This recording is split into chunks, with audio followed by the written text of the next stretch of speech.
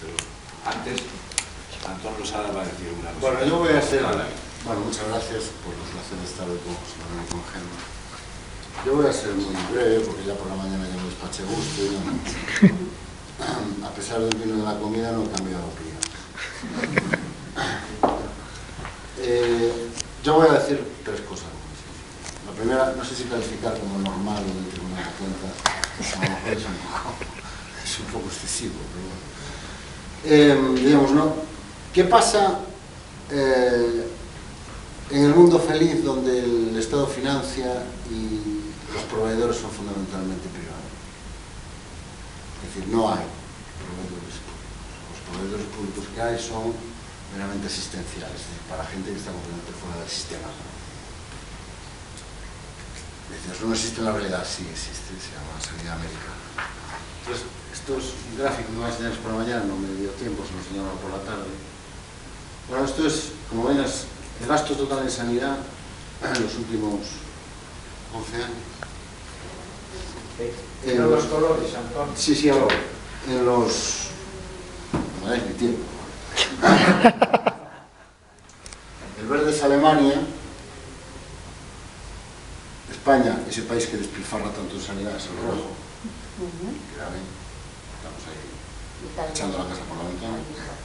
Italia es el azul, y estamos con los italianos. La diferencia es que ellos son bastantes más que nosotros. El blanco es Inglaterra, ese país que está tan orgulloso de su sistema nacional de salud. Por ahí estamos nosotros, bastante lo que es, teniendo resultados bastante mejores en términos de indicadores sociosanitarios. Y esto de aquí es Estados Unidos. Pero eso tiene otra No, esto es así. Esto es datos de la OCDE, esto es el gasto total de sanidad en los últimos, del año 2001 al 2011, con las ordenaciones correspondientes, porque estos datos no están brutos en la OCDE, hay que elaborarlos, hay que hacerlo, sacarlo por... Claro, ¿entendéis? ¿Por qué no están brutos? Claro, porque salta esto. Entonces tú ves que el país donde el modelo, digamos, público, proveedor, privado, financiador, bueno, este es el resultado, el doble. Además, teniendo en cuenta, disculpa, lo curioso de este asunto es la evolución del, cuál es el factor diferencial, ¿no? ¿Por qué Estados Unidos gasta el doble? Porque gasta el doble que nosotros en gasto privado de sanidad, como el sistema público. Tiene un sistema público asistencial que gasta tanto como el nuestro, que es universal, funciona fatal. Y todas las carencias de la gente que está fuera del sistema asistencial, que tienen que ir a seguros privados, lo que hacen es disparar la factura. Por eso les decía lo de negocios privados y servicios públicos. Entonces esta es la diferencia. ¿Por qué los Estados Unidos gastan más? Porque nosotros tenemos un gasto privado. El gasto público americano, si se fijan, es muy parecido al nuestro, de sanidad. Muy parecido. La única diferencia es que nosotros con el mismo dinero tenemos un sistema nacional de salud y ellos no. Ellos tienen el Medicaid tenían el Medicaid y el Medicare, que sobre todo para la gente que está fuera del sistema, pero no del sistema sanitario, la gente que está fuera del sistema económico, está fuera del mercado prácticamente por completo. Sí, pero tiene que ser gente que no tenga ningún tipo de seguro privado, hay gente que está fuera completamente del sistema económico. Hay otra experiencia que me gustaría comentarles. Gasto educativo. Esto es cifras del gasto total en educación sobre... Aquí tiene una vez, en rojo, arroja España, que es ese país que despilfarra tanto en educación. Otra cosa que dice el actual ministerio es que en los últimos años hemos aumentado muchísimo el gasto en educación. No, se llevamos 11 años gastando lo mismo en educación. Un punto menos, o medio punto menos, que los países con los que nos comparamos habitualmente. Nos gusta mucho compararnos con Alemania, esto es Alemania. Esto es Estados Unidos, que por eso tiene tantos problemas. Porque dice, no, es que cuanto más se gasta, eso no afecta a la calidad de la educación. Sí, afecta. Cuanto más gastas, tiene mejor educación. Y esto es Inglaterra, fíjense lo que ha pasado. Aquí se ve poco porque la línea blanca. A partir del año 2004, ¿se fijan? Sí. Cuando empezaron las fórmulas de colaboración público-privada en el sistema educativo. O sea, a todos los está diciendo que la fórmula de colaboración público-privada dispara el gasto. No. Simplemente digo que tenemos dos experiencias que nos dicen que sí. La evidencia empírica lo que nos dice es que cuando se da paso a fórmulas de colaboración público-privada, lo que en principio se justifica en base al ahorro, normalmente lo que acaba haciendo es disparando el gasto. Yo simplemente lo pongo ahí como primera idea para desafiar un poco el discurso dominante, ¿no? Es decir, la evidencia empírica nos dice dos cosas. Una, que allá donde las fórmulas de colaboración público-privada se han desarrollado o se han institucionalizado de una manera más agresiva, es decir, el Estado es un mero financiador y el sector privado es el gran proveedor, el gasto se ha disparado. Punto 2. La evidencia empírica nos dice otra cosa. La supuesta eficiencia de la gestión privada siempre nace de las dos mismas formas. Reducción de salarios, es decir, porque no es que sea más eficiente, es que sus trabajadores cobran menos.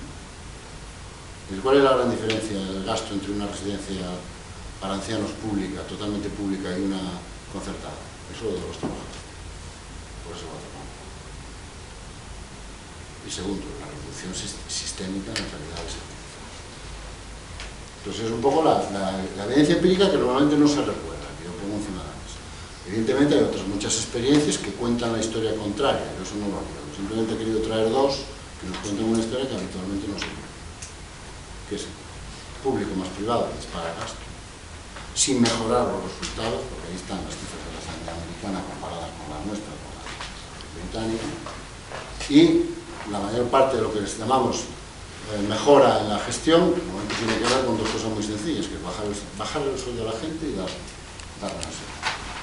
Yo creo que es interesante tener esa perspectiva, porque normalmente cuando se habla de fórmulas de colaboración público-privado se da una serie de sobreentendidos que la realidad no sostiene, que es que lo privado gestiona mejor. Las fórmulas de colaboración público-privado reducen el gasto, no necesariamente. A veces lo reducen, a veces lo disparan.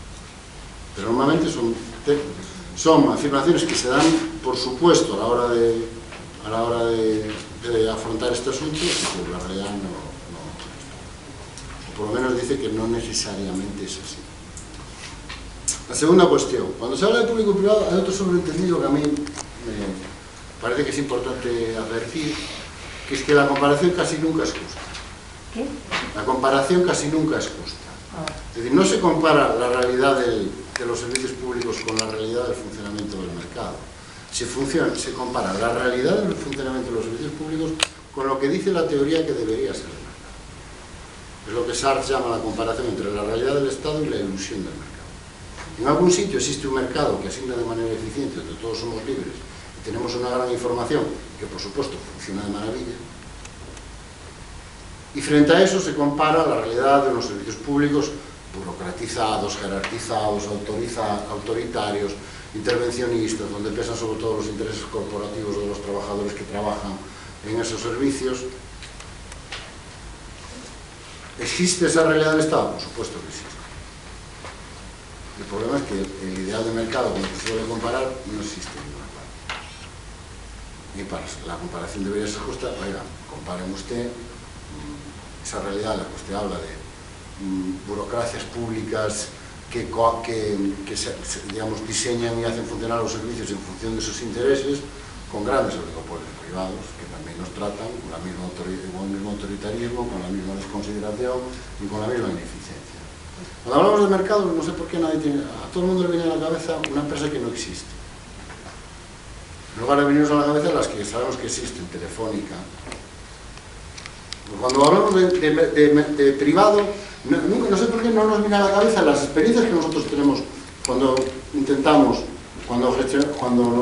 con una empresa privada. Por ejemplo, la enriquecedora experiencia de intentar dar de baja una línea, una compañía telefónica. Tengo un ejemplo de libertad y eficiencia. O el funcionamiento del mercado eléctrico en España. Otro ejemplo fantástico de lo bien que funciona la gestión privada. Sin embargo, cuando hablamos de público, a todo el mundo nos viene a la cabeza la vida real. ¿Por qué? No lo sé. Simplemente pongo encima de la mesa que la comparación debería establecer, es decir, No sé por qué tenemos que asumir que tenemos que comparar la realidad de lo que vemos todos los días en los hospitales públicos con la ilusión de un mercado sanitario que no existe en ninguna parte, y que en los pocos sitios que existe, la realidad es la que cantan las cifras. El gasto se duplica y los indicadores sanitarios americanos están muy por debajo de nuestros indicadores sanitarios, estamos entre los 5, Muy por debajo de los nuestros. muy por debajo de los nuestros, eso me refiero. Y ya termino. La tercera cuestión que quería destacar es que yo creo que lo que tenemos que ir, más que a una confrontación público-privado, que creo que es un terreno agotado, que con todas estas carencias que acabo de señalar y muchas de las que han señalado mis compañeros, es un debate completamente tramposo, que no añade nada. Lo que tenemos que buscar es fórmulas que nos permitan trascender una confrontación público-privado que ni existe en la realidad ni nos permite resolver los problemas que tenemos. En ese sentido, a mí me parece muy interesante todo este esfuerzo que está surgiendo ahora a la hora del pensamiento, a la hora de definir un nuevo terreno, una tercera vía para entenderlo, un espacio nuevo que es el espacio de lo común. Bueno, yo prefiero hablar de lo común, en el sentido de que dejemos de hablar de público y privado, hablemos de lo que es común, de lo que nos une, de los objetivos que queremos conseguir, de los resultados colectivos que queremos tener. Y eso nos permite dos cosas: uno, superar la confrontación público-privado, y dos, utilizar una palabra que no tiene todas las connotaciones que muchas veces tiene decir público en la cabeza, que va asociado a un determinado modelo de provisión, al concepto de burocracia, al concepto de monopolio público. Es intentar destacar esa idea de que se pueden conseguir asegurar, proveer bienes comunes, y no es necesariamente a través de un sistema público de provisión, sino que pueden existir otras alternativas. Muy bien. Y nada más.